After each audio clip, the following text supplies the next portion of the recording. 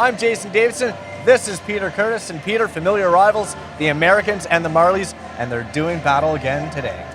Toronto Marlies with a 3-0 lead over the Rochester Americans after 40 minutes of play, joined now by Dan Catanacci in his first full season of pro hockey. Dan, obviously a couple of 30-goal seasons for you with the Owen Sound Attack in the OHL. Talk about the transition to the AHL level. Florida, Peter, there's always going to be some pressure on youngsters cracking the lineup, especially when you're heading into the playoffs. It is the stretch drive.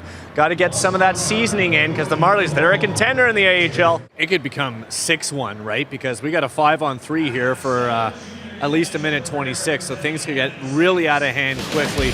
And as we know, we all know the story. Oh, and yeah, he just, got that arm up on Gibson, and that's, you just can't be doing that going behind the net. Sometimes these guys on these trade panel shows are twiddling their thumbs thinking, when is something going to happen? Well, guess what?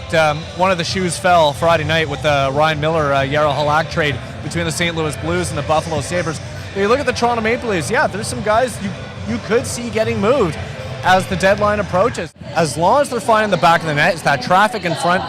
You saw Greg Pattern with those shots from the point. Nice little tip from Mike Blunden.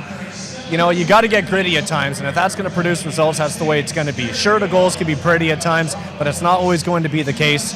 It's all about finding that back of the net, folks, and how's that for cliches? But it's working for the Bulldogs so far. They're up by 2 after 40.